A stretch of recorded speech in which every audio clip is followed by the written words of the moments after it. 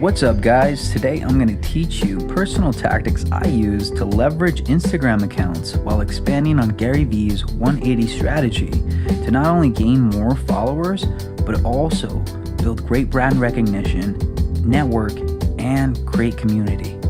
Now, if you haven't heard of Gary Vee, I think you should absolutely take the time to go watch some of his YouTube content.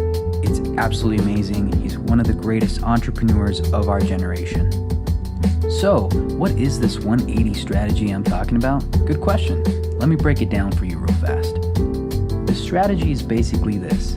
You're putting in your opinion or feedback on 9 trending posts for 10 different hashtags relevant to your market. So you're putting in your 2 cents times the 9 posts, that equals 18 cents. Those 18 cents times the 10 relevant hashtags equals $1.80, baby. So for this example, I'm going to use yoga and health and wellness. And I'm going to show you the differences between local and a global approach. So let's start with a simple hashtag. Because there's no city or state added to the end, this is a global hashtag. We can tell that there's going to be more people involved. The content's going to be a little more diverse. And it's going to be easier to gain followers because there's so many different people involved in the hashtag. And I'll go into the detail about that later. But one of the cool things you do see up here is that Instagram gives you related hashtags, and that really lightens the load when it comes to hashtag research. When you're doing something locally, it can be a little trickier. Now, you don't really see the related hashtags, especially if you're from a small city. So let's talk about local hashtags. I've added ABQ to yoga. ABQ is an acronym for Albuquerque, which is in New Mexico, which is where I'm from.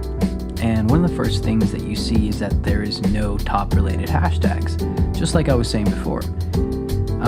There's fewer posts overall, and there's fewer individuals involved in the hashtags. So let's take a look at these bottom 6 posts. Because I've done the research, I know that these posts are created by the same person. So remember when I said fewer people engaged, less possible followers? This is kind of what I meant. So what do we do in a situation like that? Well, my friends, it's simple. You just have to get creative. Well, and also utilize marketing tactics that work, like taking a look at your audience and understanding the diversity within them. For example, who's your buyer?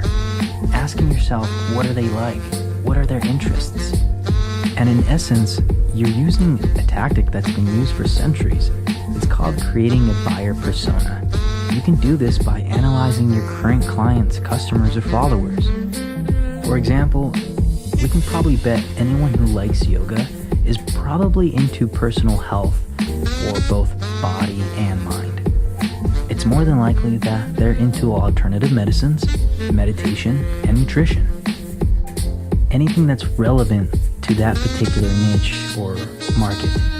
Now, we can take something like nutrition for this example and break it down into subcategories like vegetarian, vegan, healthy diet, all while adding a abbreviation or acronym relevant to whatever city or town you're in. And there's so many benefits to this. It doesn't just benefit your business, it also helps your clients or customers. You get a bigger understanding of who they are. You're able to provide better services, more services, and special promotions.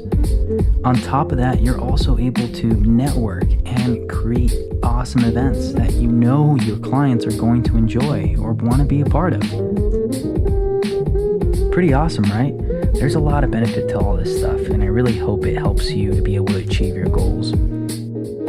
Now, I want to give you some tips for you to keep in mind when you're actually doing this. Number 1, make sure to check the post age. Just because it's at the very top doesn't necessarily mean that it's the most recent. You have to scroll down to see the most recent ones. Some of the ones at top can be either a year old or several months old. Number 2, pay attention to who's posting each post. Like I said, fewer people can be engaged into the hashtag, and you don't want to keep commenting on the same profile. Number 3, dive deeper. If you see that the same person is continuously posting on that hashtag, go into their profile, see who's commenting on it, see where their location might be, or maybe look into the other hashtags that they're also posting. There's so many ways that you could go into detail or expand out from that particular hashtag. You'll learn as you're doing it. And number 4, make sure to keep it real. Make sure that you're reading the description and that your comment is relative to the picture, to the post. You can even make it really personal by being able to say something like, hey, much love all the way from over here, your brand or whatever. You're basically doing a shout out and you're making it much more personal that way. And number 5, don't be a creep. Make sure that you're thinking about what you're saying before you say it, and make sure you're not continuously commenting on the same person's profile. That's one of the biggest things. Anything that you do, you want to make sure you feel good about it and you're not second thinking yourself. That's really when you know that you're representing your brand, your business, the way it should be represented. That brings me to my next topic. One of the most beneficial things you could do with this is use it to network, build a connection and community. Whether it's with a public figure, brand, or business, it doesn't matter. You can use this strategy with whatever business or whomever you'd like to connect with. So let me give you a real life example.